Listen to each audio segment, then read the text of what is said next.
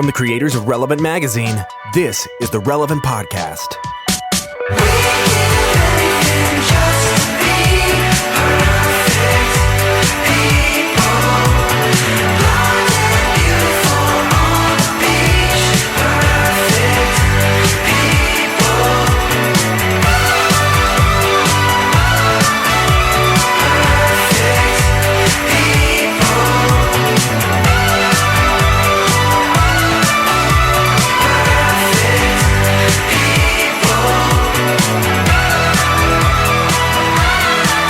It's the week of Friday, January 12th, 2018. It is the Relevant Podcast. I'm your host, Cameron Strang, and this week's show is brought to you by Bright Peak and our new Love and Money partnership. Bright Peak is a Fortune 300 company, a Christian financial organization that's been helping families build financial wellness for over 100 years. Their approach is unique because it addresses people's relationships with money and each other in a way that's different from more traditional, get a budget and stick to it and everything will be better kind of approaches. I'm not saying envelopes, but you know what I'm saying. We actually decided to partner with Bright Peak to do an annual or a year-long content experience called Love and Money. You can find it at our website, relevantmagazine.com/loveandmoney. And several times a week, we'll be publishing articles that talk about our relationships with money and each other.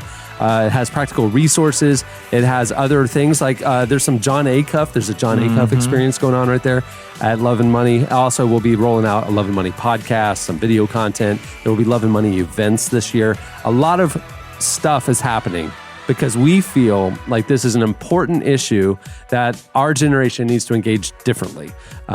There's kind of been one mindset about a Christian approach to budgeting and stewardship of your resources. And the church hasn't really talked beyond that. And the church also doesn't really talk about relational dynamics very well, and whether it be single or dating or married stuff. And you know what? They're intertwined. One of the leading causes of divorce is financial stress. And what if we could address both of these things? Maybe we could turn the needle or pivot and have a different trajectory for this generation. So it's an exciting partnership. I want you to go check it out. It's relevantmagazine.com/loveandmoney. And it is the presenting sponsor of this week's show. Yeah, and one cool thing, one of the coolest things about Love and Money, what they're doing is like the practical application of stuff. Like they have these assessments that you can take online, like relational assessments and financial assessments that you just answer a couple of questions, and it tells you kind of like your weak spots and your strong points and what to do from there. They're really helpful tools. Jesse, your weak spot probably core strength. Yeah, it's I mean, that's, you can just tell that by looking at me. It like uses your computer camera to just say, you know what? It was weird. I entered all this financial information, and they said you really need to work on your core. It's dangerous. It's dangerously weak. Don't lift any large, heavy, awkward objects. relevantmagazine.com/loveandmoney. Like I said, I'm your host, Cameron. Here with me in our Orlando studios, no Eddie Big Cat Koffoltz this week. He is out on assignment. Over there on the ones and twos, our illustrious producer, Chandler Strang, my brother. Hello. His boss, Nathan Grubbs, sitting quietly, listening and staring at him. And judging. Judging with his mind. On the Skype line from Loverland, Virginia, Jesse Carey. Hello, hello. And okay, last week, big announcement. New era for the podcast. Annie F. Downs joining the cast from Nashville, Tennessee. Guess what? Out of town this week. So just big old setup, and here filling in for Eddie and Annie, two of the newest members of the Relevant team, our managing editor, Andre Henry. Yo. And our new senior writer, Tyler Daswick. Yes, sir. I like to call him New Tyler. They don't like that I call him New Tyler. So he prefers Daswick. We call him Tyler, and Tyler Huckabee Old Tyler. I think that's what they It's Tyler and Grandpa Tyler. Or just Tyler and Old, I think is what they... Yeah, that's how it goes in the meetings. Yeah. All right. Well, we have a great show in store for you today. Coming up later, Tedashii joins us. He has a brand new single out. It's the precursor to a new album. We're going to hear all about it. It's exciting. Yeah. And we have a great, it's coming. We're bringing it back. A few months ago, you might remember that we had Debra Fileta join us. She's one of our favorite authors, and especially it relates to relationship dynamics. We publish a ton of her stuff. Debra Fileta is joining us for the expert advice with Debra Fileta. You guys are going to send in your questions, and Deb will answer them. I've already seen a few of them. It's going to be good. So It will be quote unquote good. hey, Jesse, before we move the show along, I caught wind that yesterday you were in the hospital. I was hospitalized for quite a bit of the day yesterday, and I'm still, if my energy level is low, it's because of that. I got sicker than I've ever been yesterday. What happened? I don't know. I went to bed feeling kind of weird. Do you still have your kidney?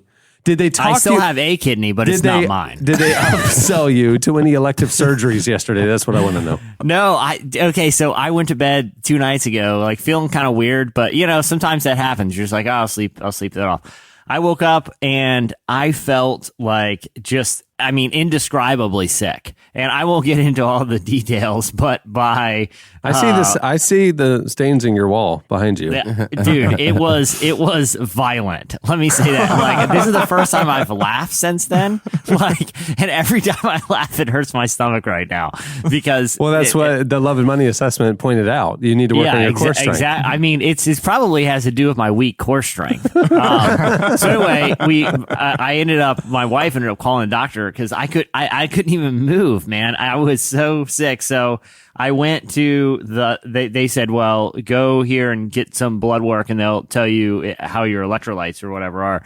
And from there, they're like, oh boy, we got to get you on an IV. So I was like on an IV getting like medicine and saline for like 4 hours yesterday. Electrolytes, isn't that just Gatorade? Well, I couldn't eat or drink anything. I had no like fluid. I mean, it's disgusting, but I couldn't get anything into. So I got that, and then a bunch of like anti-nausea and antibacterial medication through the IV because I couldn't take. At one point I tried to use mouthwash because of obvious reasons, and I couldn't even do it. It made me sick. Like. They think it's either some sort of food poisoning or like a really bad viral infection. But I'm on a lot of medicine right now, and I slept for like 12 hours. Yeah, this morning I saw Cameron text me at like 10:30 to see how I was doing, and I slept for like 12 hours last night. But I'm back, and I feel better than I did yesterday. Do you think this has anything to do with this past weekend when you drank the swamp water? It's either the swamp water, the raw eggs, or the. I think the intake of cookie dough has really. I've been being warned about that for years. Not the cookie dough. Not the cookie dough from Christmas. It's the leftover ones from Thanksgiving. Cookie dough. Here's the thing. I've been a cookie dough truther for years. And the truther is you can eat it and you won't get salmonella. Like that's just a scare tactic. Right. I'm here to tell you. Don't eat raw cookie dough. It'll eventually catch up to you. And as much as I loved it, it's not worth it. Yesterday was hell, and I've learned a lesson. So, oh my goodness. Honestly, Jesse, I hit you with the text last night. Had no idea. You kind of underplayed it to the office. Just, I'm not feeling that great. Can you cover me here, cover me there, whatever? And then you just go dark. Yeah. And I'm hitting you with the text at night about one thing or another. You don't answer. And so he's gone. I assume he's dead. And so we have to move on. It's a new era. We can't have him on the podcast tomorrow. Find us up. But this is a Band-Aid. We gotta rip it off fast. There's nothing we can do now. He's gone. Let the past die. No baggage. Just cut loose. We'll call him Old Jesse. Old Jesse. Dead Jesse. Faint memory. I have no reference. Dead Jesse. Oh wow. And so I come into Cameron today. I'm like, hey man, we doing the show? And no, he really did. He came up to me first thing. I'd barely sat down at my desk and he's like, hey, so I heard Jesse's gone and you need me to fill in today. Correct. And I was like, wait, what? I was like, number one, I know he's sick, but I mean, if he's not up to doing the podcast, we're not doing the podcast. We will wait for Jesse. We'll do the podcast without me. Gladly. We will not do the podcast with Jesse. Unless I did, meet an untimely end. In that case, right. You have And no so choice then but to that's record knowing that that's our context. If new Tyler is coming up to me saying, well, we have to move on. Jesse's no longer with us.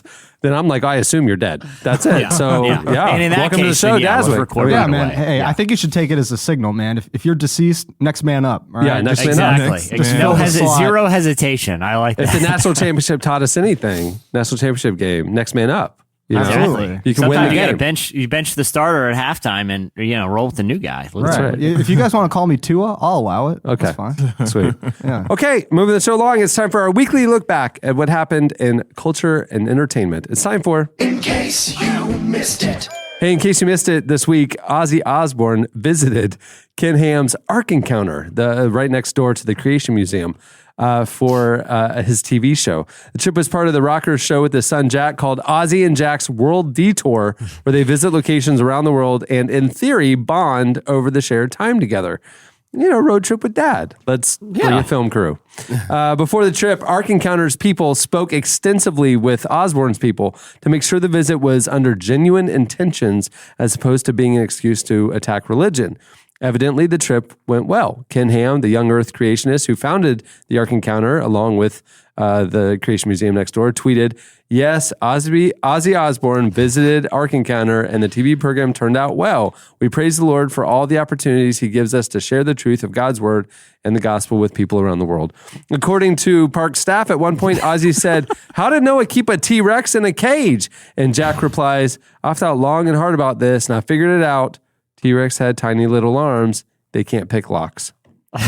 I just love that this happened. Like, if you were to ask me to put together a scenario that would make for entertaining fodder and entertaining TV show, I don't think I could have come up with Ozzy and Jack Osbourne visit the Ark Encounter. But it's perfect. And I love that Ken Ham's such a good sport about it. That surprises me. He's known for, well, I will say this. He welcomed Bill Nye for a debate. Maybe he's more open to this type of stuff than we imagine. But hey, good for all parties involved. Yeah. Do we know that this is an actual TV show? Like it's on a channel and everything? Or is this just like Ozzy, they just can't, they don't know how to like relate to each other without a film camera around, so they just kind of travel around with the I think both are probable or likely plausible scenarios. Yeah. Hey, in case you missed it, a surreal version of Nirvana's Smells Like Teen Spirit remixed into a major key. Went viral this week. So musician Sleep Good turned one of the 90s most famous songs, the rage-fueled Nirvana breakout, into a pop-punk mall anthem simply by changing it from a minor key to a major key. Warning, you can never unhear You can't. this. It is so happy. Oh, wow.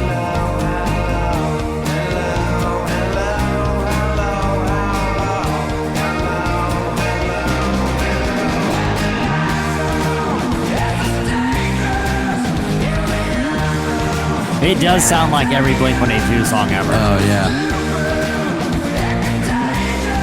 It sounds like Blink-182, an edgy Katy Perry track, not the vocals, but the music, Yeah. and a worship concert. It doesn't sound arena. a little bit like U2 to you? Like when the first part, before they get to the hook, it sounded like a U2 song to me. Interesting. I was picturing like old school Goaty Hook. Like it had the production quality of like a really muddy It old definitely Tooth and sounded Nail Christian. album. Like Christians can be edgy, but only in major keys. Exactly. We save our edginess for the major key. I mean, come on now. We're not going to the dark side. I do genuinely have stories as a worship leader where I was told not to play in minor keys. Seriously. Seriously. Wow. Like, because people like, it makes them sad. Too moody. Yeah, like they're like, exactly, it's too moody. G, D, E. Yeah, don't. That's all you need. Yeah. C, maybe the little C in there. I for don't know kids. why they Little teach C Christians in minor chords. It seems like we'll just preemptively prevent that from happening.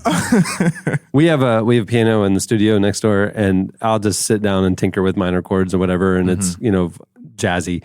And then if I want to sound Christian, I'll just play C, D, G, or E, and that's it. Any combination of those chords, basically it's a worship song. Yeah, pretty much. Exactly. You don't need. I mean, if you know a worship song is really kind of next level and push the limit if they add in that fourth chord. Generally, you want to stick. It's only to on the G, bridge. C, and It's D. only on the bridge that it shows up. Hey, in case you missed it, Oprah might be running for president in 2020 while accepting the Cecil B. DeMille Award for, quote, outstanding contributions to the world of entertainment. The first black woman to ever win it, actually. At the Golden Globes this past week, Oprah gave a stirring speech, leading many to wonder, especially on Twitter, about her future political aspirations. In her speech, she addressed the hashtag #MeToo movement, gender equality, fighting racial injustice, and the importance of standing up for truth. Here's a clip. I've interviewed and portrayed people who've withstood some of the ugliest things life can throw at you. But the one quality all of them seem to share is an ability to maintain hope for a brighter morning, even during our darkest nights. So I want all the girls watching here and now to know that a new day is on the horizon. And when that new day finally dawns, it will be because of a lot of magnificent women, many of whom are right here in this room tonight, and some pretty phenomenal men fighting hard to make sure that they become the leaders who take us to the time when nobody ever has to say, "Me too," again. Okay, that sounded like a political speech, but I mean, just her delivery. I mean, that's stirring. I could see that. Like, yeah, I'll vote. Okay, so Oprah herself has said she has no interest in running for office, but her longtime partner Stedman Graham told the LA Times that if the circumstances were right, quote, she would absolutely do it. And her best friend Gayle King said she was, quote, intrigued by the idea. Seriously, if you added the words "my fellow Americans" to the beginning of that, exactly clip, right. And like I don't know speech. what her politics would be. I mean, I'm really, I don't think she's come up with any kind of like platform or anything like that. But I will say this: it would make presidential addresses so much more. She hands out entertaining. cars to people and a lot of free things. So I would think there's a lot of social welfare. Like everybody gets free cars. Yeah, I mean that is like my hope. You get healthcare. Like that is my facetious hope is that like she runs for president. We all and get it's free cars. just like Oprah's favorite things. Yeah, we all get Kias. Yeah. Yeah, I mean, even if it's just little stuff, like I show up to work and there's like a neck pillow on my chair. yeah. You get a neck pillow. You get a neck pillow. Everybody gets neck pillows. Thanks, President Winfrey. Like, this Yeah. is nice. I Look like under that. your chairs. I like it. And I like how like diplomatic meetings will now be like Super Soul Sunday, where she has like the ambassador of Paraguay in a one-on-one meeting, and the ambassador is just crying, just tears about spirituality and how I mean, and look, she's got a lot of interesting people that she could have a cabinet. If Shauna becomes a cabinet member, we all win here. I'm That's going right. to vote just on that chance. Yeah. So I saw Lady Gaga tweeted, Oprah 2020, right? And I saw a British comedian retweet that and said, Americans do realize you can elect presidents that aren't on television, right? Oh, man. Hey, in case you missed it, 2 New Jersey prisons have banned inmates from reading The New Jim Crow. Boo. The book explores the ways systematic racism plays into mass incarceration in America, highlighting how the criminal justice system disproportionately targets black people. The ACLU of New Jersey has now issued a public records request for details about the ban on Michelle Alexander's acclaimed 2010 book by 2 different prisons in New Jersey. The ACLU isn't just focusing on First Amendment violations, but also on New Jersey Administrative Code, which says that prisons can only prohibit books containing information that is seen as, quote, detrimental to the secure and orderly operation of the prisons. In a statement, the ACLU said it's one thing to prevent incarcerated people from reading how-to manuals about lockpicking. It's something altogether different to deny people access to a book that offers a timely and original framework for understanding mass incarceration. This book changed my life 5 years ago. It's unbelievable. I can't believe that they're targeting it. Yeah. How dare they? But I mean, it's so blatant, that it's such a racially motivated. I mean, it's just so blatant.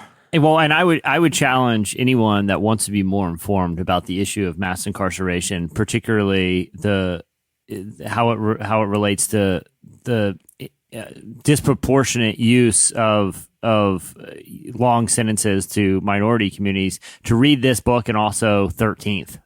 Hey, in case you missed it, lastly, Flight of the Conchords could be returning with a new hour-long special. In an interview with E.T., which is still around, Jermaine Clement teased the possible special, saying, "We're going to film a little something this year. We're going to shoot an hour thing."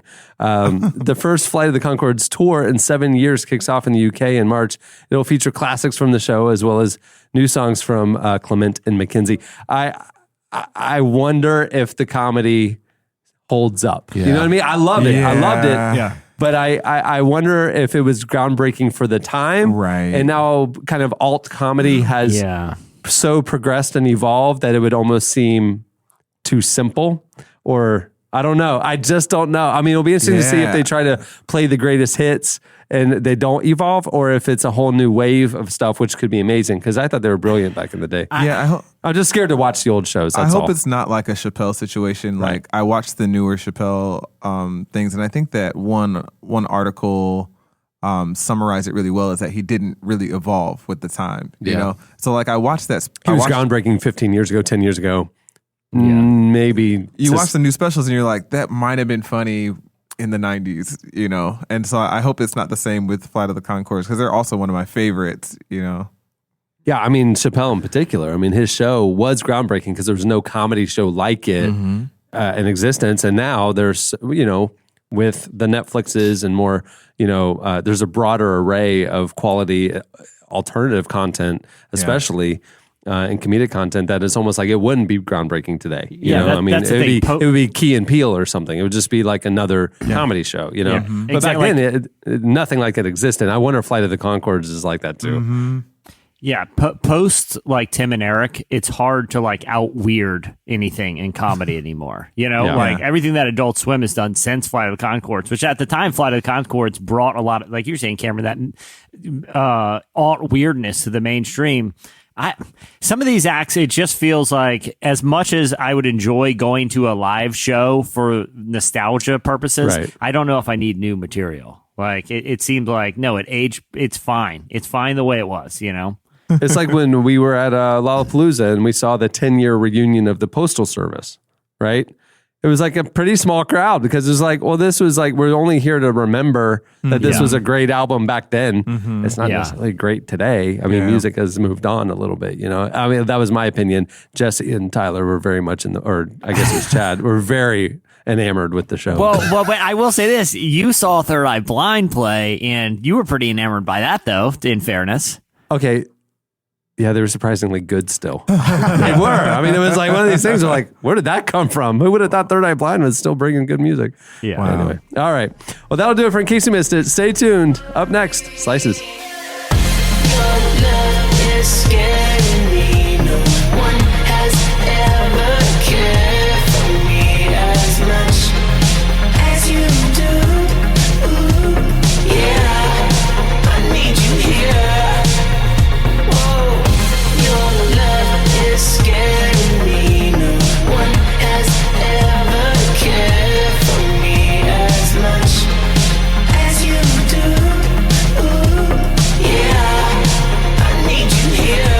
You're listening to The Neighborhood. The song is Scary Love.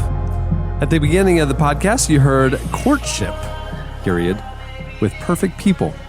That's our youth group nickname. Okay, it's time for Slices. What do you have, Jesse? All right, I have a twofer. But did you find this while you were in the hospital yesterday? I did not. I could barely move at the hospital yesterday, but I was thinking about what material I would bring, and it was all hospital material, and none of those. Hey guys, let me tell you about getting an IV jammed in your arm. What's the deal? Yeah. You know what's disturbing? That the guy who did it. And this is probably, I don't know if this is worth even talking about. He didn't wear gloves, and I thought that was weird. That was a little concerning to me. I feel like if you're handling needles and stuff, you should wear gloves. But, you know, that was going to be my slice until I found something much interesting to talk about this morning. So both of them have to do with conspicuous consumption. One is a new product that just was unveiled at CES, is the big consumer electronics show, where a lot of cool products make their debut, and it gives us a peek into the wave of the future. Like what are the devices that we're going to be using tomorrow? This is where, you know, we got a lot of first looks at things like AR, some cool AR technology and VR stuff. And one of the big products to make a splash that only costs $980, so just $1,000, and is already racked up at $1,000 price point. 8,000 pre-order reservations since its debut at CES, is Foldimate. It is a washing machine sized device that folds your clothes. So literally you put clean unfolded laundry in there and out comes folded piles. It can do about 20 to 40 items in 2 to 4 minutes. Again, this item costs $1,000 and is the size of a small washer or dryer.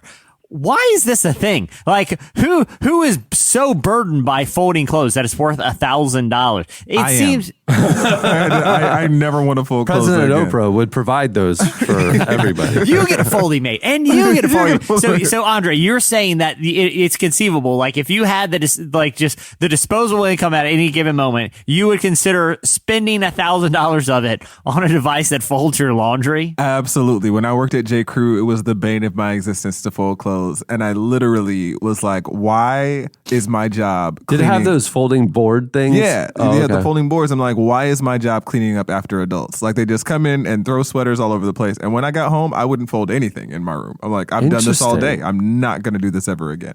Interesting. See, when I go into one of those stores, I will, it's like, if they don't have the size right at the top, I assume it's one at the bottom, and I pull it out from the bottom of the stack of full clothes, often knocking the whole thing and unfolding all of them. But you know what? It's somebody else's job to pick it up and fold it from there. I will try on the sweater. I rarely buy things from there, but I sometimes like to know. Exactly.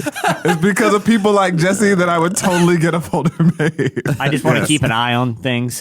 So you would buy the full. Daz, would you? Is this something that you would ever consider buying, or do you think? And my thing is like these electronic makers have just run out of problems to solve, and they're like, well, there's no machine that folds laundry, so why don't we do that? It's going to cost like $1,000, but I mean, what else are people going to spend it on? Yeah, price point is a high threshold, but I have to admit, I'm pretty impressed by the technology. 20, 40 items in 2 to 4 minutes. I pull my stuff out of the washer and the dryer, and there are like socks that ended up inside of other socks, and stuff goes inside out and tangled and all together, and I can just throw that in my foldy mate. Yeah, how does it do it though? I mean, like, how? I mean, what's going on in that thing? How does it know how to? Elves. Yeah, I mean, obviously, that's what you it's pay witchcraft for. happening. You pay train hamsters. for that's right. slave elf labor. I was just about to say, you don't want to ask too many questions here. Right. Okay, it's probably unethical. Yeah. Okay. So that brings me. Speaking of unethical, I don't know if you guys saw.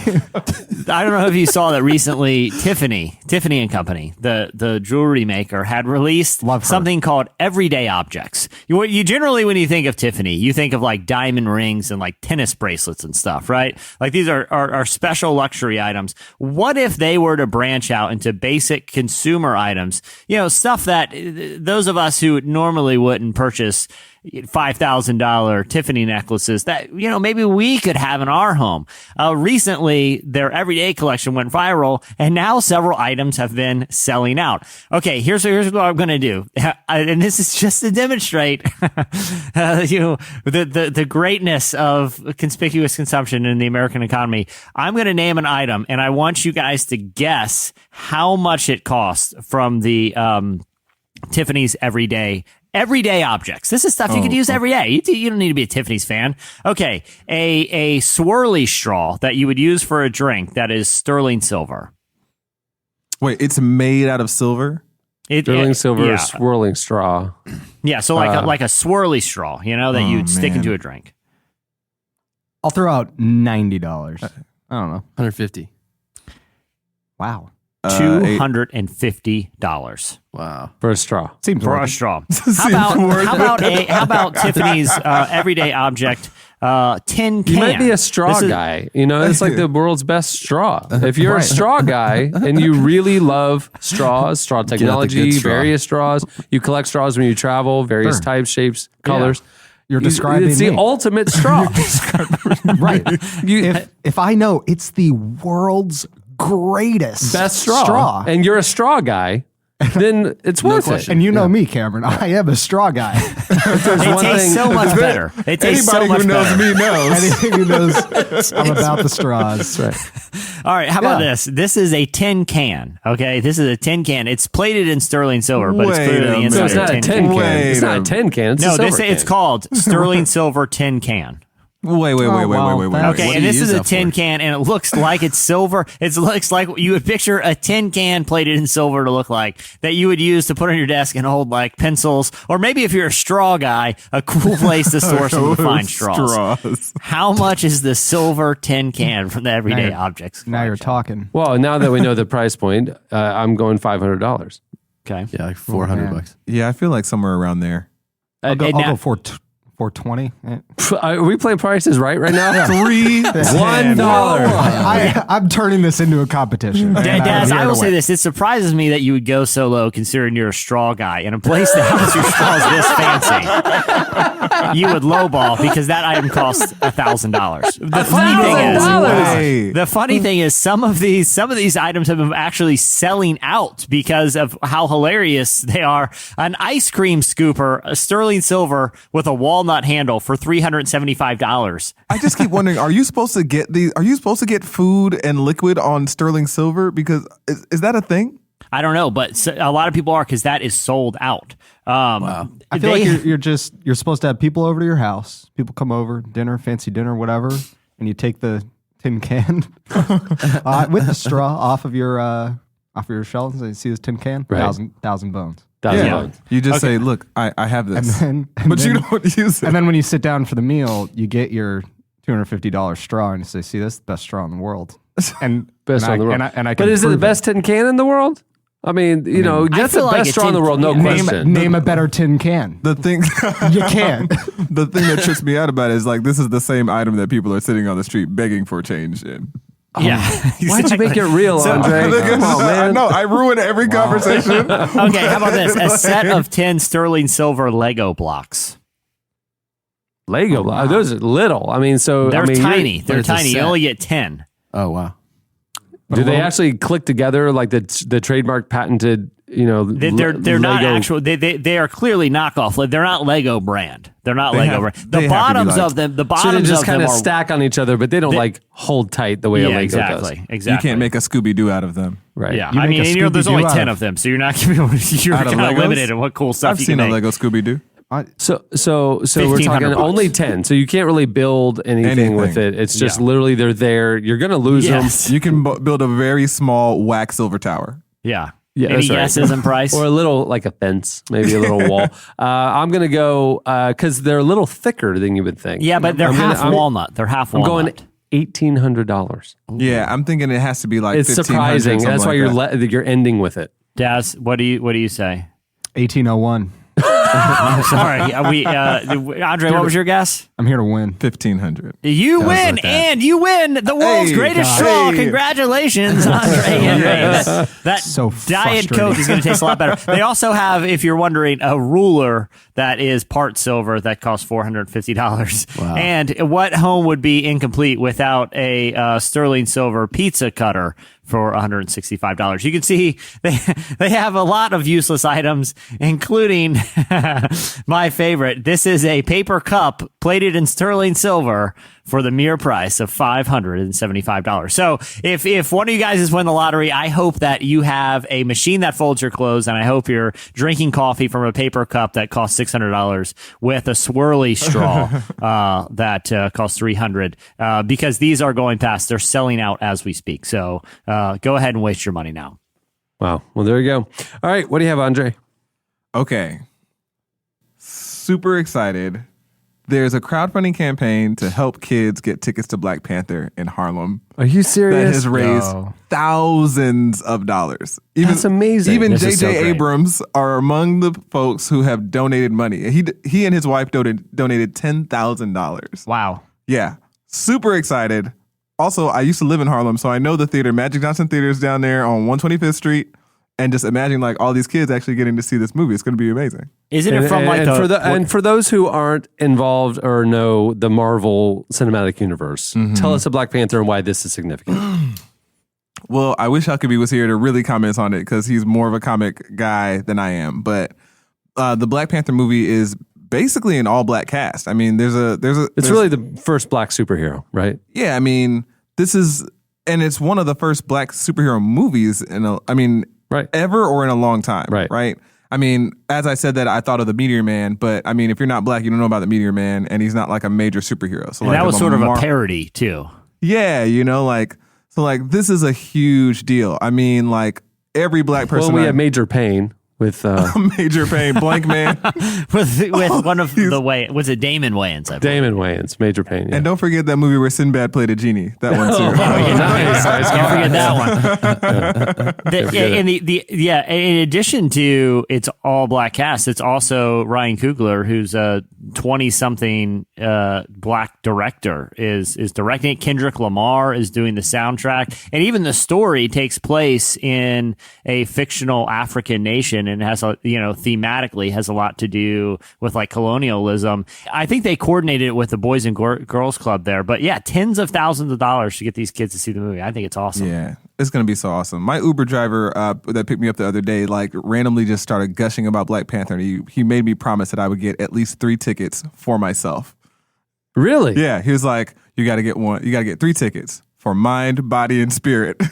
Awesome. That's amazing. Yeah. That is awesome. I mean, I'm sure it won't because he's an amazing director and it's an amazing story. But I hope it doesn't disappoint. Because we've had highly anticipated superhero films in the past that were just kind of like, oh, yeah, the hype is so It's a high. little right high. now. It's almost so unfairly high. it's almost unfairly high. Like, how could it meet the expectations? Okay, everybody, we all need to just calm down. Yeah, you're gonna buy 1 ticket, not 3. We need to calm everybody down. Yeah. Well, the Don't wear your dashiki to the theater. No, I can't go back now. I'm dressed up like Prince Hakeem from Coming to America. It's happening. Just opening night. It's like the Star Wars people who dress up and bring their lightsabers to the theater. Absolutely. Well, the rumor is, and I don't want to like anger comic book nerds who are listening by butchering something, but one of the rumors is that Chadwick Boswick's character, who is Black Panther, will eventually take over the mantle that like Tony Stark has played in the other ones. That they'll be phasing him out. They'll be trading out the two, and it's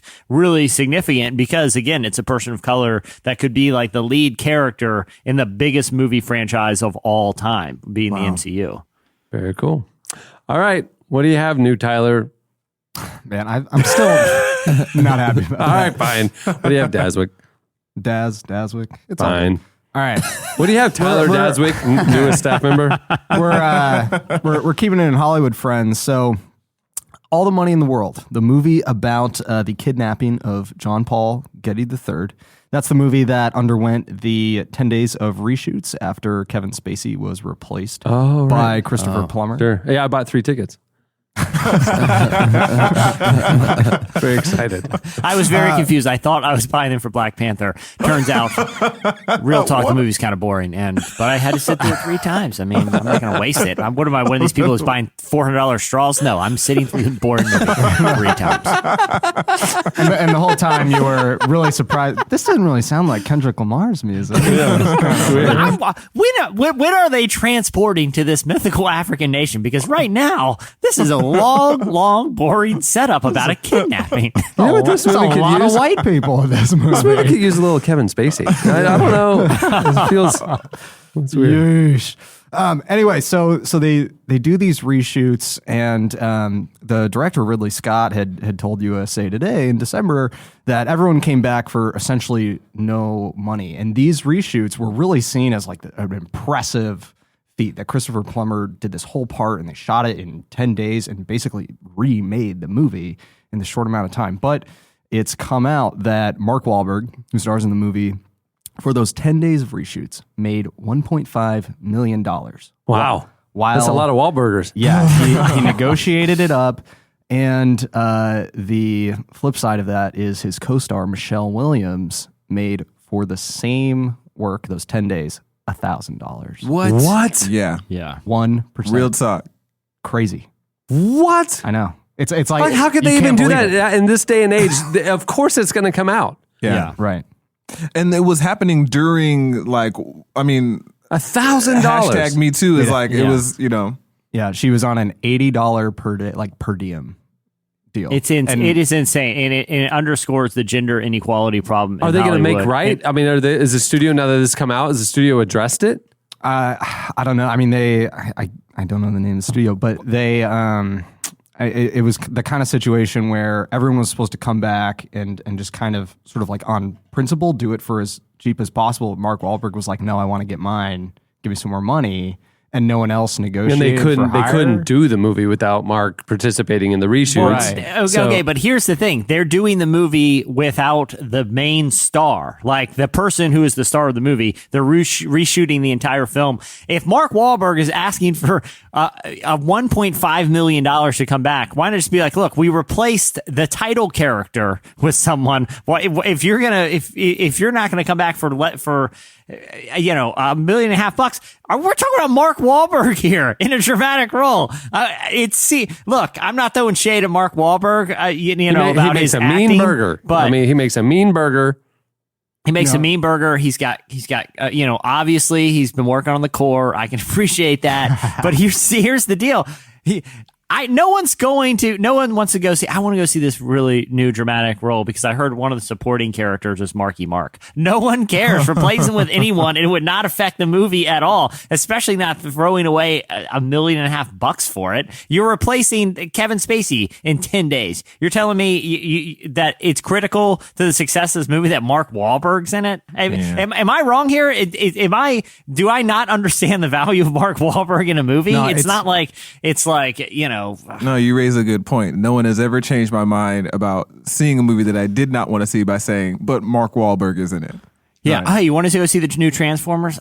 Mark Wahlberg. Oh, I'm in. Revenge of the Fallen. Let's do it. The total cost of the reshoots, and they had to change all the marketing materials to get Christopher Plummer's name on and everything. The total cost was $10 million. So Mark Wahlberg's fee for those 10 days of work accounted for 15%. So was it just Michelle Williams who did it for per diem, or did the entire cast do it for that cost? And Mark was the only one who wouldn't. So that is the case. So the crew was compensated as they would have been. And the other cast members, I assume, as well. Ridley Scott, who's like the almost like director. everybody had already been paid, and part of your contract is and part of this role is you might have to come in for some reshoots. Yes, and they just called in that part of the contract. Yeah, but Mark. And Marky no. Mark was like, nah, I need more. He's by a lot of Calvin Kleins, He has an addiction. That's insane. Yeah, he just bought a bunch. He just invested in Foldymate, the folding clothes machine. I can't believe that.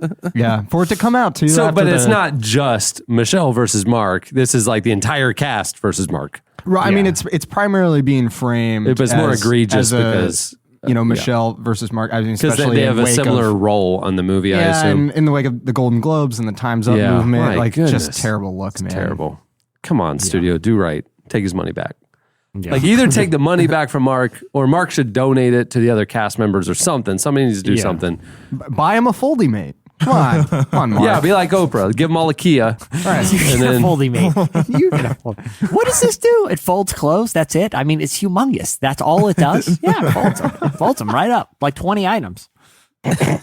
You just folded 20 items. You saved me 4 minutes. Thanks, Foldymate. You're worth every dime. You can fold 20 things in 4 minutes?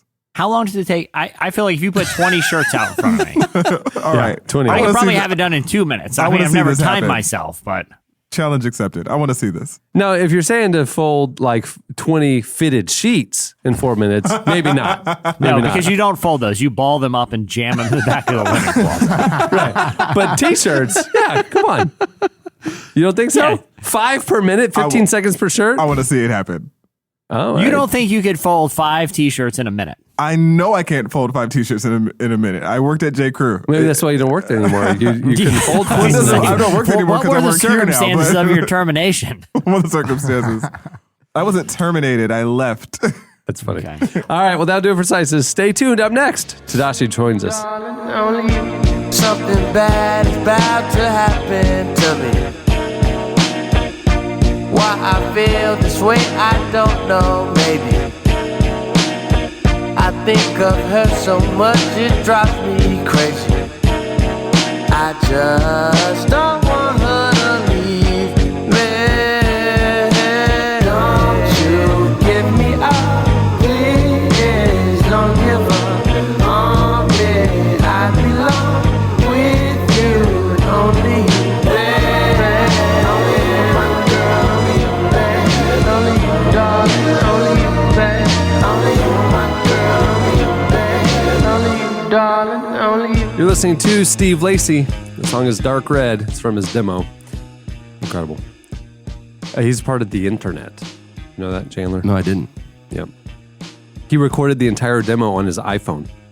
Oh, I heard about this guy. Yeah. Yeah. He recorded all their music on his iPhone too. That's right. He won't record it in real studio. It's only iPhone. That's right. Yeah. So the song you just heard was recorded on an iPhone. That's crazy. Yeah.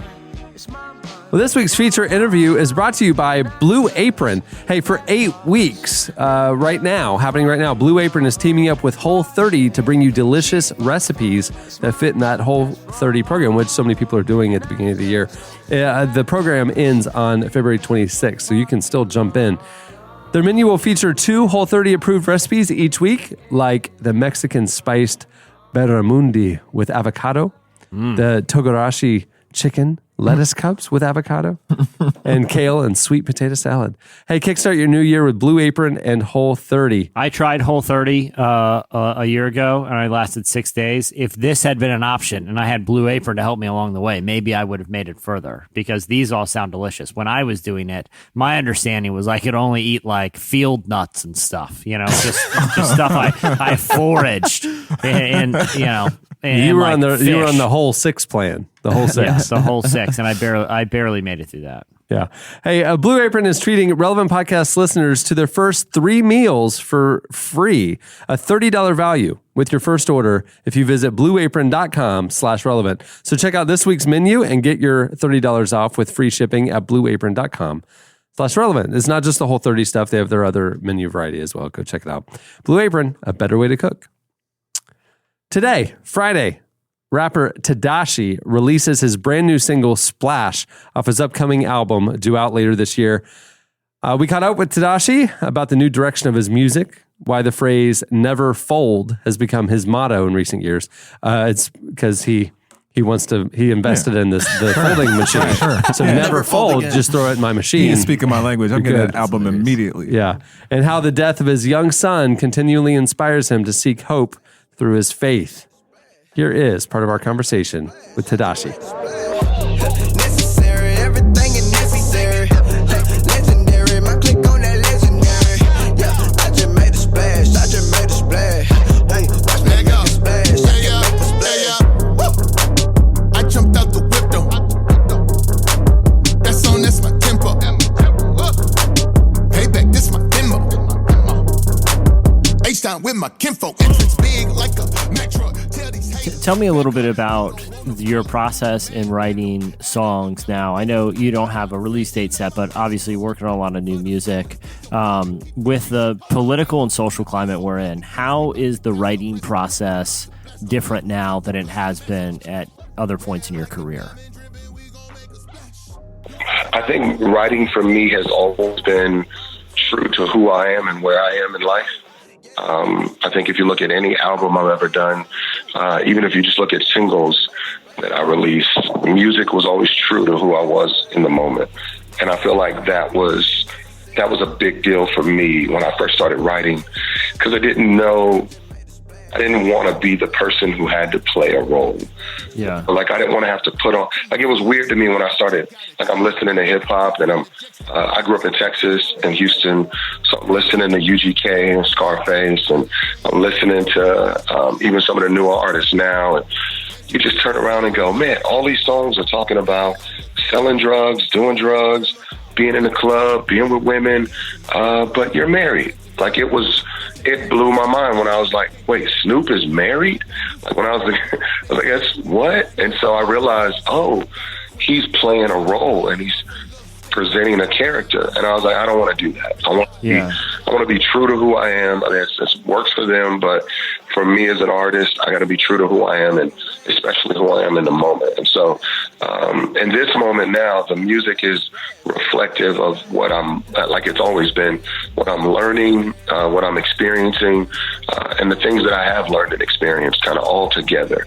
And so Messenger is kind of that song to go, okay, here's what I say I believe, and here it is. Here's what I have experienced, and here it is. I mean, the very first couple of bars, I intentionally go there with, I lost my son, but I'm still moving on, when I want to just give it up. Like, I just want to just want to quit. I want to throw in the towel, not just music, in life, and go, everything's unfair. No one gets it. I'm moving. I'm done. But at the end of the day, I know the example I want to set for my children, for those young adults that listen to my music, that look up to me. I know I want to set a certain example.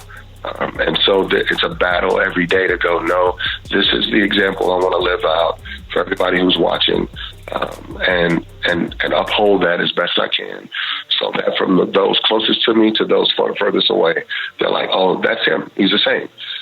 And so the music hasn't necessarily changed their approach, but in what I communicate, it hopefully it evolves. It's evident that it evolves depending on where I am in life. Tell me a little bit about, I was reading on, I'm trying to remember where it was, but the idea that the phrase never fold has sort of become an ethos lately for you personally and creatively. Yeah. Where did that come from, and why is that so important to you? Yeah.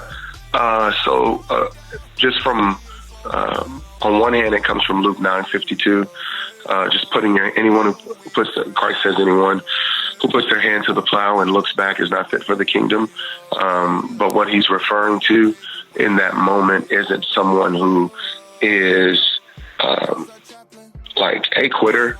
Like, it's not calling out quitters as much as it is calling up people to a standard.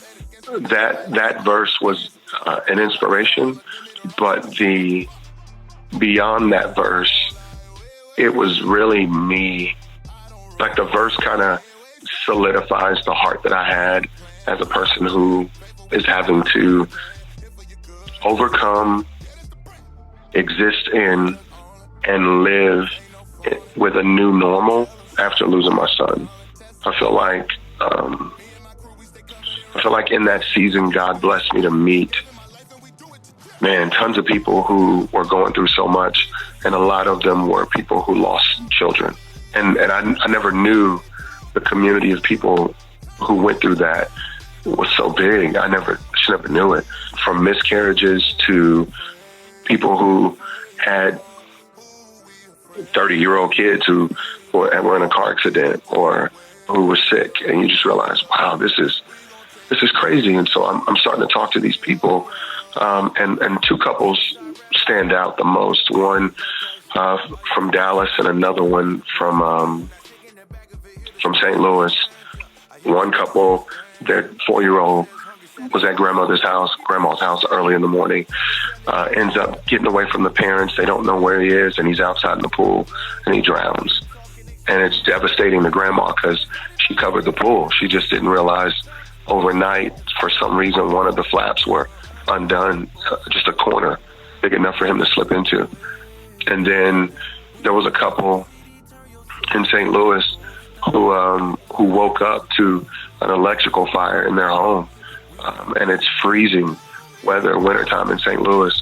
And so they had just had a baby, and they break through the door or through the window and escape, only to realize, wait, I got to go back in and get the other kids. And so they run around to every entrance trying to get in, receiving third-degree burns, trying to get back in. They don't get in. They basically almost die trying to get in. But they had 2 sons who passed away in a house fire. And these are people, these are stories, these are situations that I'm starting to hear about or being told about.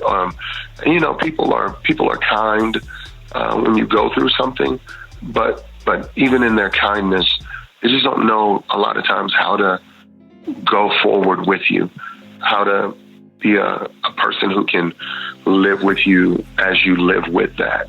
And oftentimes you don't have, a lot of people don't have time to. I mean, life doesn't stop when bad things happen. Those bad things just make certain people have to stop, but life doesn't stop. And so, in my situation, I realized, man, I am really in a dark place, and I don't want to go on, but the world is still going. Like, man, everybody's still going to work. holidays are still happening. People are still going out of town on the weekends, and buddies are going to the lake, and friends are taking vacations, and I'm just over here trying to figure out how not to lose my mind. What is happening? And so Never Fold became this encouragement to myself and others, not in a self-absorbed way, but in a legitimate, not Luke 9:52. Hey, don't look back. Hey, don't quit. What's over here is way better. Don't quit attitude. And ironically, the very person telling us to not put our hand to the plow and look back is going to have to exemplify that a few chapters later. He's going to have to stand there, eventually kneel there, sweating drops of blood, and have to endure this thing that he doesn't want to go through. And I go, man, that's my world. That's my story. And that wasn't a moment. That's every day where I go, man, there are days that are easier than others, but it's still an everyday thought of keep going, never fold. Like keep going, keep pressing forward, keep moving, and keep going, and it doesn't go back. Like nothing goes back to what it was. That's why I call it a new normal, because you just realize, man, I'm gonna have to keep going. I'm gonna have to wake up tomorrow to live, and that's just gonna be a reality. And I'm either gonna embrace that or I'm gonna reject it. And I've tried to reject it, and it left me and everybody I love in disarray. And so I was saying 52, I meant 62, Luke 9:62, where you just realize, man, there's so much to be done, but there's so much to overcome to do it. And so that wrestle for me, I know it's long, my bad, but that's kind of the overall picture of it for me. Run it, race the clock, race. Pick up the pace, time waste. God is watching, but he pays. Take for granted what he said. He make the play, but ain't playing. Out the way with your plans. Throwing shade like Ray-Ban. He at the end like, amen. They say they know, but they doubt it. I don't want no vegs around me. CZ with diamonds that's cloudy. Stay taking L's, run the rousey. Roll with my squad like it's loudy. Step in the place and it's crowded. My section on they get rowdy. They can't hop in till I'm out it. That was Tedashii.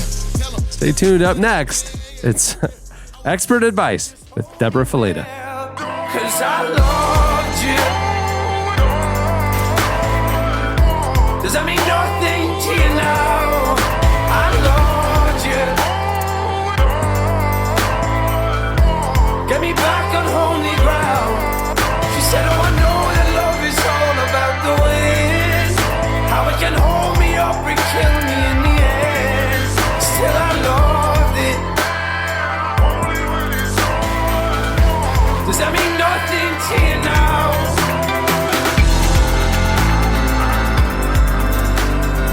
You're listening to Dermot Kennedy. The song is Moments Past. Okay, it is time for Expert Advice with Deb Fileta.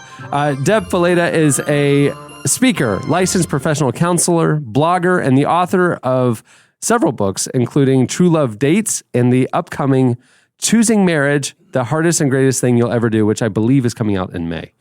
Debra is joining us today for another segment of Expert Advice in which we answer your pressing relationship questions. Welcome to the show, Debra. Thank you. It's good to be here. Last time we did this, John Christ was joining us, and we thought we don't need any of his nonsense. Yeah, this is a no-nonsense edition. This is something to help people with their pressing relationship questions, and we're excited. Deb, I'm afraid last time because of John's addition, we may have hurt more than we helped those people. We have to make up for it this time. Yeah, Debra told me that after the show. She said, I think we might have done more harm than good.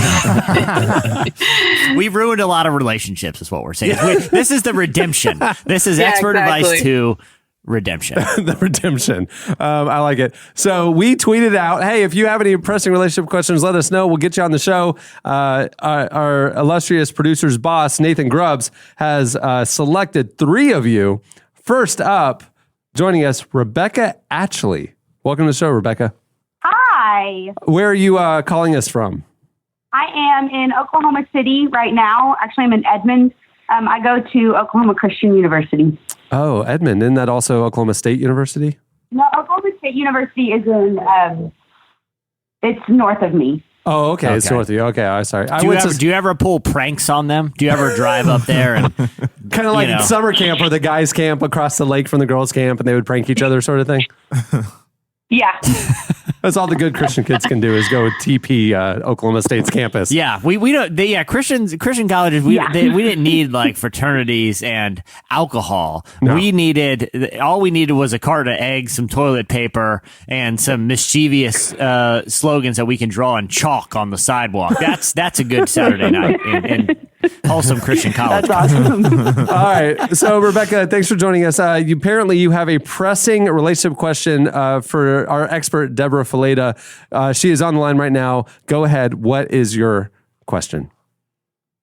Well, my question is, as a college student who has never had a significant other or has never even been on a date, is how do you begin a conversation with someone of the opposite sex? Because I'm just not good at it. Wow.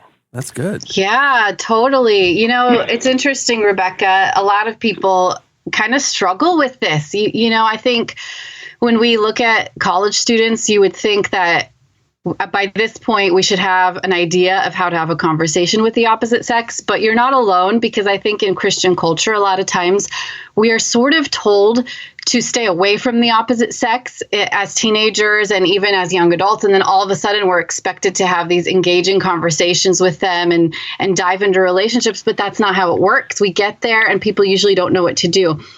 A lot of times I tell people to view relationships with the opposite sex just like you would a relationship with a friend that you're building now. Conversation starters, just, asking them questions about themselves, telling them information about you, asking about their hobbies. There's so many ways that you can start a conversation with somebody. And I think a lot of times it's not actually the conversation. It's the going up to somebody and actually starting to have an interaction. And that's where a lot of people get, caught up with not knowing what to do. But I think once you go to them, start the conversation, it'll just flow naturally. Tell me a little bit about your Christian college and where you have opportunities to interact with people. Well, I am in a social service club, which is essentially like a fraternity or a sorority, just a little different. And so I have opportunities there. We go to chapel every day. There are always events happening on campus. My major is, there's one boy in my entire major because I'm an education major. And so there's opportunities, but maybe a few less to interact with the opposite sex, probably. Yeah, that makes sense. And I think sometimes with Christian college, there's a higher ratio of female to male, which can make it a little awkward. But honestly, get involved in the things you love, first of all, and then look around and make opportunities for friendships by just approaching someone of the opposite sex and starting a conversation. Yeah. And Rebecca, I have sometimes breaking the ice is the most difficult thing. I was literally going, how come Jesse hasn't given us terrible ideas yet? That's what I was waiting for.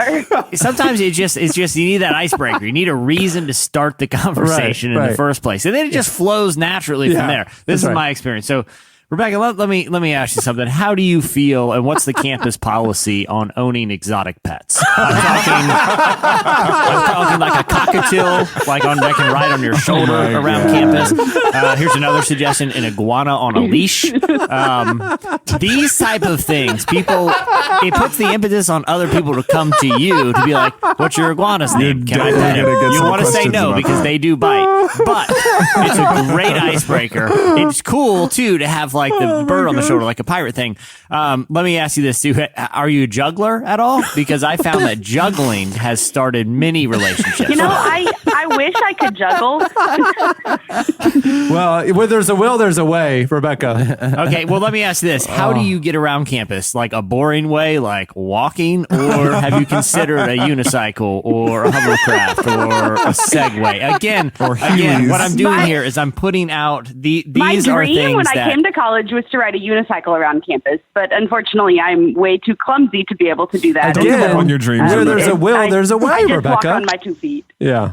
All right. And you may or may not get a date out of that, but at least it'll start a conversation. And that's the key. We're just trying to break you the don't know ice. where that's going to lead. You know what Rebecca, you know what every marriage starts with?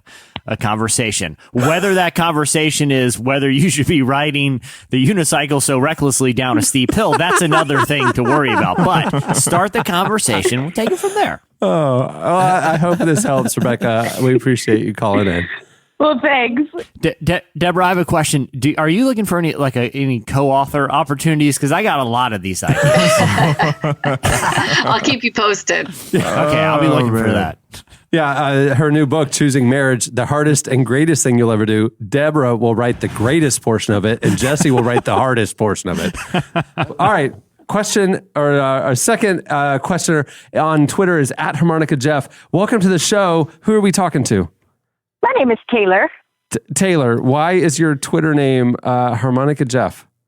It's because I was 17 and I was working at this coffee shop that my church owned because I was homeschooled and that's what you did. And this dude came in all the time and he always signed his receipts, Harmonica Jeff. No way. And I thought that was really funny. And that was like several years ago, but I can't seem to change it. But it's just too good. The name that you put as your Twitter name is Yoko Zbornak. And your name is Taylor. That's a Golden Girls reference. Okay. Yeah, my name is Taylor. Where are you calling us from? I'm calling you from Lafayette, Indiana. Lafayette? The thriving metropolis. Lafayette, Indiana. Why are you in Lafayette, Indiana? Because I am too afraid to leave my mom. Currently, I'm working on it. But I want her to be a half hour away. And she is currently. So. Okay. And this is my our expert Debra Fileta might want to dig into that a little bit, but this is specifically about relationship questions. You hit us up on Twitter with a question. What is your relationship question for Debra Fileta? So my partner is a 5 for the Enneagram, and I don't know how to best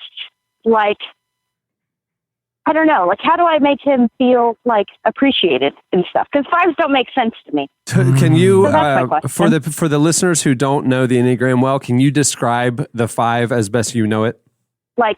Nihilistic, and they want to gather knowledge. And I say nihilistic's too big of a word, but they want to gather knowledge, and they're very they look at things and they investigate.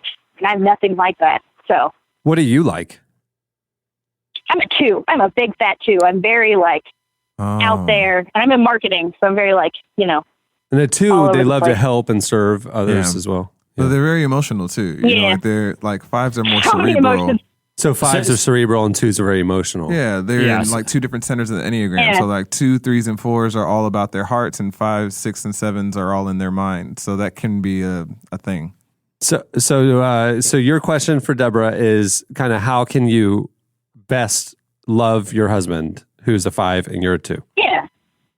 That's an awesome question, Taylor. And I think it's really good that you're thinking through this stuff, because the biggest problem is a lot of people don't even know their personality types. They don't know their leaning and their bent, and they don't know their spouse's personality type. So the fact that you sort of are trying to analyze this is just awesome. Let me start with this. Is your husband aware of your differences as far as does he have insight into knowing this is what my wife is like, this is what I'm like? In the sense that I very forcefully forced him to read the book about 2 months ago. So to an extent, yeah. And that's totally, sometimes you got to do what you got to do, but I think it's awesome that you're starting to dig into this stuff. Here's the thing about it.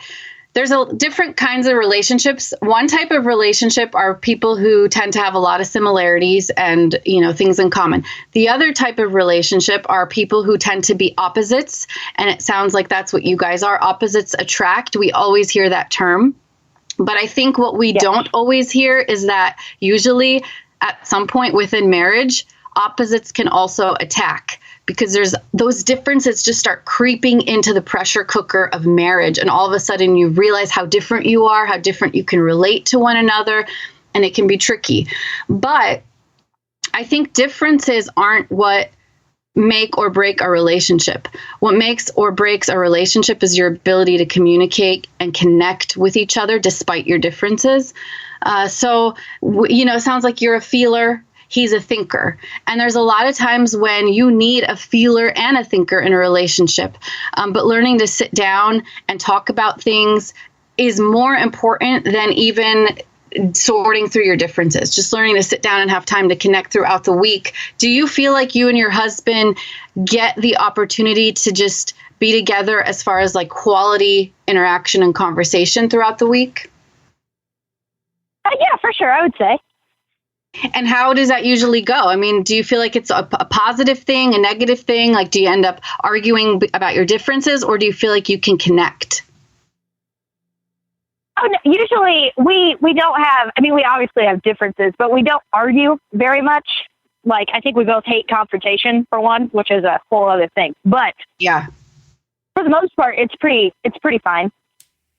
I think then if that's the case, that's a great place to start. The only way you're going to know more about your husband and how to support him is by asking him. I love books. I love personality tests. I love the Myers-Briggs. There's so many awesome assessments out there, but those aren't going to define you completely, and they're not going to define your husband completely. The only way to know how to really support him, how to connect with him, is to ask him and sit down and have times. I really challenge couples to have one time a week that they sit down and talk, just quality conversation. And this is the best time to ask him, hey, we're totally different. I know you're an introvert. I'm an extrovert, or you're a thinker. I'm a feeler. And here's what I need to feel supported from you. But I want to know what you need. What can I do to make you feel best supported and appreciated and loved?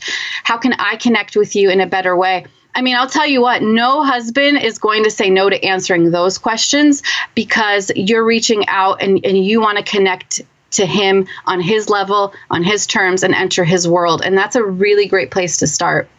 That makes a lot of sense. Rebecca, let me ask this too. How do you and your husband feel about exotic pets? No. This isn't. Guys, I thought you were redeeming yourselves in this episode. No. Well, you haven't heard my point here. I don't believe in, self-reflection. I don't believe in well thought out analytical personality tests. What I believe is the law of the jungle. And what that tells us is that if you really want to see what a relationship is made of, throw an exotic animal in the mix. That's when your true colors show. I would suggest a terrarium with a few iguanas. They easily escape. They're very hostile creatures, and it's going to push the relationship to the limit. So, Jesse, what your theory is if you could, instead of focusing on your own differences and kind of getting in your own head, focus on a common enemy. Threat, a common Create enemy. a crisis It'll that bond will bring you you closer. together. Listen. I know some websites where I'm not talking about a full-grown Bengal tiger, but a tiger cub can do a lot of damage to a household. And how you rally to take care of this situation, which is now not only dangerous but also illegal. You have an exotic rare animal in your home. It's gonna show what your marriage is made of. It's unorthodox advice and possibly illegal advice, but I stand by it. Do you have any less destructive and expensive crises that people can start? Oh my goodness! I would say the answer is no. Like, how much is a marriage worth? It's worth whatever it takes. That's right. That's actually a true statement. All right. Well, thanks for calling us, Taylor. I hope Deborah helped you and not Jesse. Thank you guys so much. Okay. Our third caller today is Kevin. Welcome to the show, Kevin. Hey, great to be here. Where are you calling us from? I am calling you from South Detroit. South Detroit. Why? Yes. Why? We have internet up here. Oh, I was saying, you have the internet now. Okay. Moved. Yeah, we just moved up here, actually. Really? Why'd you move to Detroit in the middle of winter? It had to be the Lord. And it was. I'm a pastor up here now. We lived in Kentucky previously. Oh, there you go. Very cool. So we're doing our expert advice with Debra Fileta, relationship questions, stuff like that. You hit us up on Twitter. What is your question for Debra? Okay, Debra, this is my conundrum. My wife and I started, instead of seeing Valentine's Day as something super romantic, we decided to just be creative and prank each other a lot. And it started out innocently enough. Googly eyes on all the items in the fridge. Maybe some air horns around the house. Think I swapped out her deodorant with some cream cheese. Wow. So this is Valentine's Day. This isn't every day. This is a special time of year. Yeah, it's, who needs romance when you can, prank each other? Sure. So I must confess, it's a little one-sided right now. Oh, no. But my thought for this Valentine's Day was to get a balloon and put it underneath a lot of icing for a cake and make it look like a cake. And, when she cuts into it, bam, it goes everywhere and we all have a good laugh. But Debra, she's pregnant and I'm wondering if this is a good idea anymore. She's pregnant. I need your help. I need your advice. Save my marriage. Maybe save the life of one of my children. Oh my goodness. Wow. Wow. That's the interesting tradition. So you said this is a little one-sided. What do you mean by that? She's not letting that one go. She tried to scare me once and fell instead. It's just kind of all from me at this point. Okay. So, I'm trying to encourage this out of her. But so far this is just me. So was this your idea, this whole prank thing on Valentine's Day? How did that start? The first year we were married, I just thought I would be funny and put googly eyes on all the food in the refrigerator. And she thought it was cute. And then I decided I'm not being cute anymore. And I've just kind of went at it to scare her and do different things like that. I'm not sure she ever noticed the cream cheese and the deodorant thing. She never said anything. There was a while where it didn't smell great. No. So you really meant one-sided. When you said one-sided. You're in trouble right now. I mean, just FYI.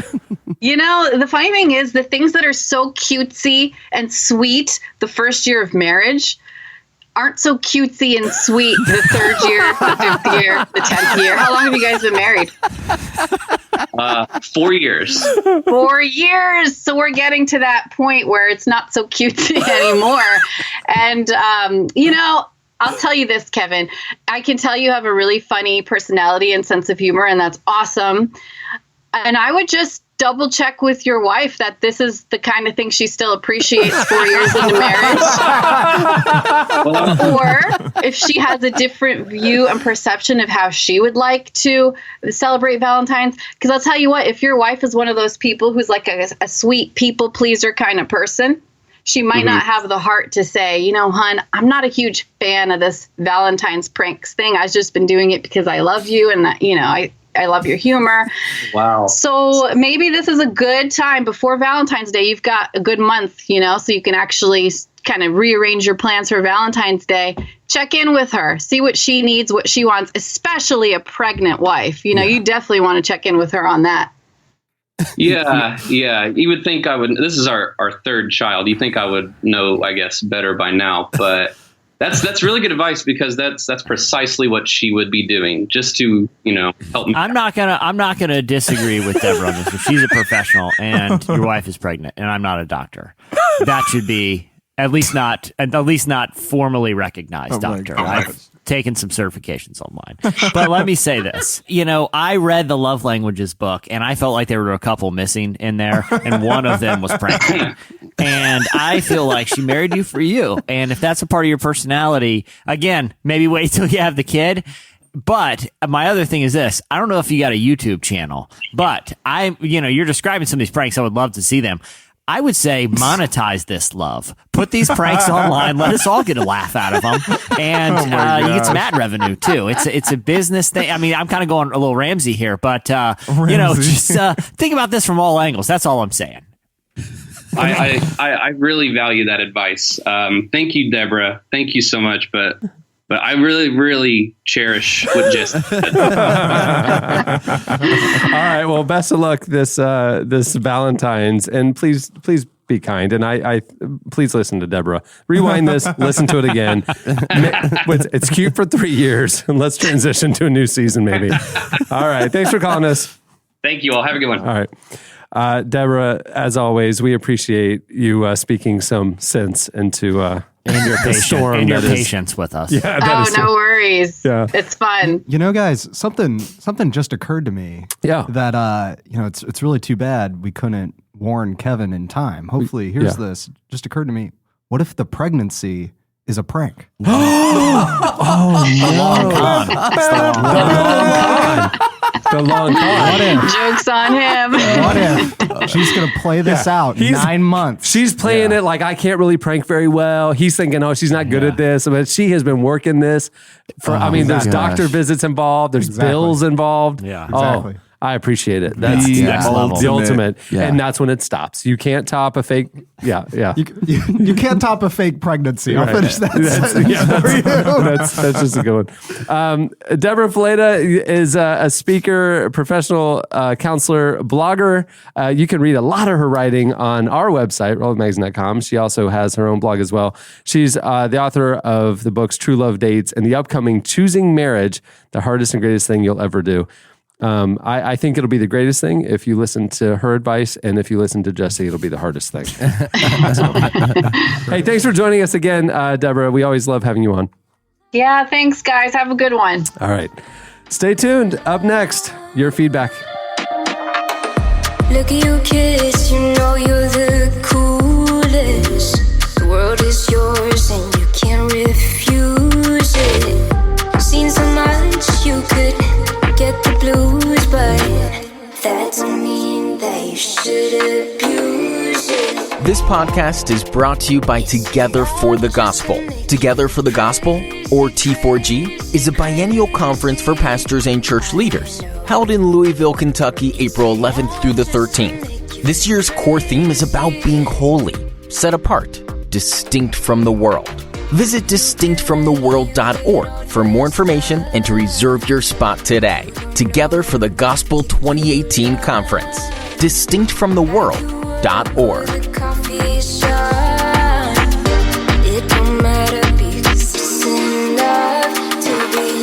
You're listening to DJ DS and Empress of. The song is Love. Just rolls off the tongue. Okay, it's time for your feedback. So last week, we introduced our new cast member who is absent this week, Annie F. Downs, author, speaker, podcaster Annie F. Downs, not to be confused with Australian quilter Annie Downs, without the F. Big rival. Big situation there online. Well, we asked you for last week's question of the week, what should a segment idea be for Annie to bring to the show? Like a recurring segment. Like what's going to be her shtick, her lane, her thing that she adds to the Relevant Podcast. You guys hit us up on Twitter at Relevant Podcast. You also posted your ideas on the podcast episode page at Relevant Magazine, the all-new relevantmagazine.com. Here are a few of our favorites. So, Michelle, which is a great name. I think it's Michaela. Michaela? I'm looking at it. For Osborne? Yeah. I think that's pronounced Michaela. Take away the A, and how would you say it? Oh, Michelle, but she has an A. It's Michaella. Michaella. That's Michaela. It seems like a K should be in there. Either way, I'm not going to argue. Michaela Osborne. Michaela Michelle. I don't know. I've never heard the word Michelle. I've heard of the name Michaela. I've never heard the name Michelle. Invented a name. It could just be an interesting spelling. I don't know. It's a debate for another day. Maybe this is the segment. Annie deciphers interesting names on Twitter. She said she'd love to see Annie F. Downs, not the quilter, by the way. Yeah. By the way, I think, Cameron, Annie isn't on today, so we can talk about this, you and I, off record here, because she I don't know if she'll listen to this or not. I'm assuming she will, but maybe not before the next recording. What do you think about me reaching out to the quilter Annie Downs and getting her on the pod and having these two finally hash it out, like a reconciliation? It'd be like that Spider-Man meme where the two Spider-Mans are like pointing at each other. Yeah. It'd be that. It'd be Annie Downs and Annie Downs. Right. Yeah, there's a lot of like underlying tension. That's what I'm sensing from both Annie Downs. That's the only way to settle this. And I think the only way to make it right is to have them both on and talk quilting. And the question what is, it's like being named Annie Downs. Do Australian quilters have a sense of humor? That's the core question here. Because if she has the demeanor of what I would expect an Australian quilter to have, it would be a very awkward segment. Yeah. I mean, you know what an Australian quilter probably has experience with, though? What? Is exotic animals. That's true. Yeah. That's true. Either way, I'm listening. Whether it's awkward or whether it's a moment of healing. So if an exotic animal is involved, it has to be an in-person segment. So we have Annie F. Downs is sitting across from Annie Downs, and we put a cockatoo in the middle. Yeah, it's like when Steve Irwin Jr. comes on the Tonight Show. It's delightful. It is delightful. You know, Jimmy's out there playing with a koala bear. Okay, so you're saying Annie Downs the quilter is basically like all Australians related to Steve Irwin and into exotic wildlife. So Annie Downs the quilter brings the wildlife to the meeting with Annie F. Downs. Yeah. I like it. I'm assuming her wardrobe is nothing but khaki, like khaki shorts and a khaki outdoorsy button shirt. I mean, that's the uniform of Australia, from what I understand. Yeah, that's right. Yeah. Okay, so Michela, she said what? She said that she'd love to see Annie F. Downs do a segment similar to Crank It to 11 with Joy, where she tells us how to make events or everyday activities just a little bit more fun. I can help you out there. I mean, I'd love to see Annie do it, but let me say this. Add a sterling silver 400 swirly straw, and everyday activity just got a little bit more fun and luxurious. Yeah. Last week, I guess the 2 weeks she's been on the show, she has just very naturally flowed in Enneagram conversation, just kind of comes up naturally. Young Hope wrote us and said, why didn't she have a podcast spinoff called Enneagram? Oh. Ooh. Oh, I like that. Clever. Enneagram. Part of the coming soon to the Relevant Podcast Network. Enneagram. Catherine contributed to that, saying Annie needs to write an Enneagram each week. A letter written to someone, famous or familiar, explaining their behavior according to the Enneagram number. I mean, again, that sounds like a great description of the Enneagram. I noticed on Twitter, Roscoe Jones wrote in a new Annie Downs segment on Relevant Podcast, Quilting Corner. Wait, that's the wrong Annie Downs, crikey. He wrote crikey. Oh, man. Well, we're really onto something, because someone says that the segment should be Annie F. Downs talking about her favorite quilting patterns with guest Annie Downs. Let's see. I will say I did get some feedback that apparently the version of Friends in Low Places I played at the end of the podcast last week was not, in fact, Toby Keith. It was someone else covering Toby Keith. Oh, yeah? It's a Garth Got some Brooks flack song. for that Yeah, one. it was Garth Brooks, I thought. Or no, So it was Garth Toby Brooks, Keith excuse me. No, doing it was Garth someone Brooks. else, not Garth Brooks. Right? Oh, okay. They're all on the same peg in my brain. They're all, it's all He's country people. he's not on iTunes, which is very strange. So I had to, Garth? Yeah. Yeah. So he was one of those like Radiohead-esque holdouts. Yeah. Yeah, that's right. So I had trouble finding it. Did you know he has his own? I can't believe I know this. Did you know he has his own like Sirius satellite channel? It's Garth? all Garth Brooks. Wow. No. He only plays his own music? I think so. Yeah. Or people covering it, apparently. You get all. You know what that's like? Last Garth week on the Brooks show, and we love him, Matt Carney came on the show. Not Matt the Carney. Right. Not to be confused. Matt Carney came on the show to tell us the 5 songs that changed his life. You should go listen to the segment. Yeah. You know, it's where our favorite artists come and play us the songs that influenced them growing up. My dad always played this. Yeah. A lot of important One of records. Matt Carney's favorite songs, a Matt Carney song. Yeah, his number 5. Number 5 coming in hot. Rounding out Matt Carney list. song. I respected it. To I be know. honest. Did you? I will say this. I respect it. First time it's ever happened. Yeah. I get that it changed his life in the fact that it was like the first one to really hit, and like make a career for him. So I guess that, makes sense. Yeah, there you go. All right. Well, there's a lot more feedback where that came from. We'll make Annie Downs, the quilter, decide what Annie F. Downs' new segment should be. So we'll maybe debut that information next week. Okay, it's time for this week's editorial question of the week. Hey. All right. Well, earlier on the show, we were troubled. We were troubled in the relationship advice segment with Miss Expert, wonderful Debra Fileta, when our friend from South Detroit called in and said every year on Valentine's, the way that he and his wife celebrate is by pranking each other, and it actually turned out he's just mean and only pranks her. I mean, that's really kind of what got exposed. Yeah. If we're going to be honest, it's like your poor, sweet, pregnant wife. You just terrorize her, make her live in fear. This is not good. She's been putting cream cheese under her arms for months. She didn't even say anything about the fact you replaced her deodorant with cream cheese, buddy. Let's be honest. She knew that was cream cheese. She just didn't want to acknowledge it because that would encourage you. So she's trying to tell you non-verbally, just ignore it and hope it goes stop. away. Ignore it and hope it goes away. She was like, oh, maybe he wants to help with something. Maybe this is good. Maybe this is a good thing for me. She just assumes the best in him. Poor sweet wife. So we, of course, now want to know your best pranks. We want to know the best for this week's question of the week. We want you to tell us the best pranks you've ever been part of, pulled, or maybe have been pulled on you, but the best pranks you've ever done. You know what I find, though? I find the best pranks are the long cons that we talk about. If she's fake pregnant, right, best prank ever. This guy's got it goes down in the books. Absolutely. Yeah. So when I was in college, I had one of my friends just drop to me. He's a very open, vulnerable person. I respect that about him. It's stupid of him to be that around me, but I respect it. And he said, one time he happened to mention that he was on probation because the summer prior, we're in the fall semester. The summer prior, he had been busted drinking underage as a summer camp counselor. So he was on probation. He couldn't get another strike on his record, or he would face disciplinary action, from federal courts and systems. Federal courts. Wow. Yeah.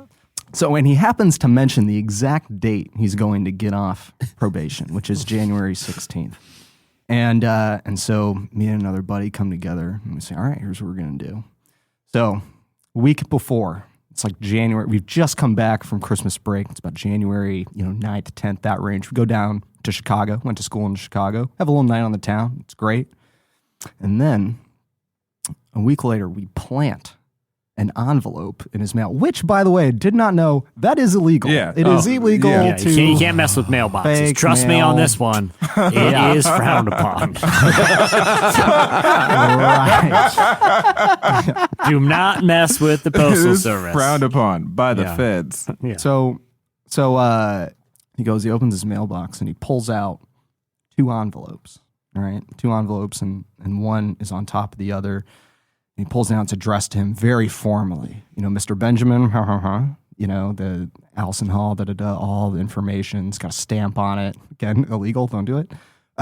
Opens it up, and right at the top is official Chicago Police Department letterhead. And it's typed out all the way down to the bottom. There's a very formal signature, and the letter says, Mr. Benjamin Sanders, it has come to our attention by Patrol Officer, 83B, that you were witness to jaywalking downtown Chicago, and we have to put this on file, and we're not sure what's going to happen. But very official, formally typed, not even like Times New Roman, like the typewriter, police, The Wire kind of stuff. Yeah. And then he opens the second one, and it's again Chicago letterhead, police letterhead. It's got the logo in the corner and then all the way down. And it says, Mr. Benjamin Sanders, it comes to our attention that the last ticket we serviced you is a violation of your disciplinary probation. And this means you will have to appear in court. Please report to so-and-so with the actual name of the judge. All going down. And Ben collapses. He backs up against the wall, slides down to the floor, and puts his head in his hands and says, I am on an emotional roller coaster. I am on an emotional roller coaster. And we're like, dude, oh my God, are you going to jail? And at the bottom of the thing, it says, please note that, if we do find you in violation of your probation, this might result in jail time. And so he thinks his life is about to end. And then we say, hey, well, wait a minute, there's a footnote. And in the footnote, it says this incident comes by order of Tyler Daswick. And it was the maddest I have ever seen a person in my life. No joke. But man, that is the best prank I've ever told. I would say that, hey, I got one up. I had a buddy, real clean cut guy, never been in trouble a day in his life. And he was going on a mission trip overseas, international flights. Me and my buddies planted a half a kilo of actual cocaine on him. He's in prison right now. He's in prison for like 25 years. I mean, we got him good. Yeah, he's never been in trouble a day in his life. He's not getting out for a while. So, I mean, roasted. Got that guy. Yeah, I'm thinking long con is like that one from The Office where Jim puts a nickel in Dwight's phone every day forever and ever, and then one day takes them all out and he smacks himself with the phone. Right. That's a prank. Yeah. That's good. That's good too. That's good too. But I mean, this guy, I told a long con. I mean, they threw the book at him. They really. There's no time. When he gets out in 7 to 10, you'll be there and say, "Gotcha." Yeah, exactly. When he gets out. You should have seen your face when they took you to jail. So you know what? Kevin can give us another call when he's ready to join the big leagues and send his friends to prison, fake or real. Actual prison. This is the majors here. All right. Sorry, Kevin. All right. Well, hit us up on Twitter or on the episode page. Probably you're going to need the paragraph for the room. Spread your elbows and really type it out. Tell us the whole detail of the best prank you've ever pulled or been part of. Well, many thanks to this episode's sponsors for making the show possible. Remember, go check out Bright Peak and our new partnership. You can find it at relevantmagazine.com/love-and-money. There's amazing content, great resources to help you assess your financial and relational health. There's even some stuff from John Acuff there you should check out. Also, thanks to Blue Apron, you can check out this week's menu and get your $30 off with free shipping at blueapron.com/relevant. Also, thanks to our episode's guest for joining us, Tedashii. Check out his new single now. It's out today, and be on the lookout for his upcoming new album. And also thanks to our relational expert, Debra Fileta, for joining us yet again. You can find a ton of her stuff on our website. You can also find it on her blog. Check out her books. She has a new book, Choosing Marriage. It's available now for pre-order. Hey, while you're online and you're pre-ordering Deb's new book, head over to the allnewrelevantmagazine.com. We launched a new site last week at the beginning of the year, and we're still, every day, we're adding more to it. Go check it out. It's beautiful. It's a huge step up from where we were just last year.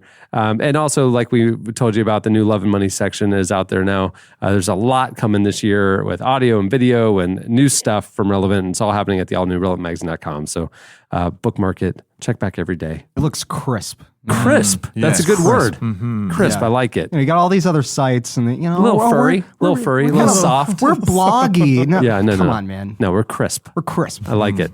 The team crushed it during the holidays to get that site up. I mean, if you guys knew the behind the scenes of how that site came together so fast, it's remarkable. Huge shout out to John David and Daniel for all their hard work. Hey, thanks for listening. If you like the show, head over to iTunes and leave a review. It helps more people find it. We've been getting reviews there since 2005. You can push the old ones down and put the new stuff. Hopefully we can maintain our star rating. People have historically liked the show. If you don't like the show, keep it to yourself. Or place that review for our podcast on the page of another podcast and let them know you don't like it. Literally vent about the Relevant podcast, 1 star on some other podcast. Exactly, page. because I mean, our listeners already know what they're getting. Just put it on another podcast. Let them know. That's vent there. Hey, you know what? And then you've got an answer for next week's editorial question of the week: best prank you ever pulled. Right. And pranked other podcasts. We're not going to listen to the negativity. You know? Hey, Joel Osteen podcast. Let me tell you about how bad the Relevant podcast is by giving you this 1 star. Really, just let me know. All right, on that note, we'll wrap it up. I'm Cameron Strang. I'm Chandler Strang. Tyler Daswick. I'm Andre Henry. I'm Jesse Carey. And we'll see you next week.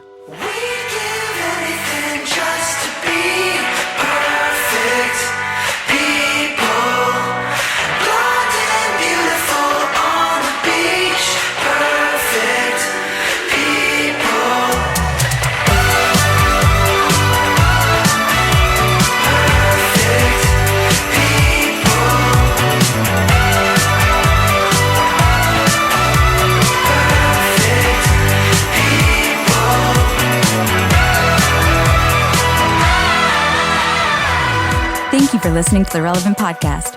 If you like what you heard, be sure to leave us a review on iTunes. Check out other shows from the Relevant Podcast Network in the podcast section at relevantmagazine.com. And while you're there, browse exclusive podcast merchandise at our online store. Make sure to subscribe to Relevant Magazine. Info is available at relevantmagazine.com/subscribe. Walking to the party and they celebrate. I've been distracted more than usual, 'cause everything's been so incredible. When I'm around these perfect people, it's just so simple. Hey guys, let me tell you about getting an IV jammed in your arm.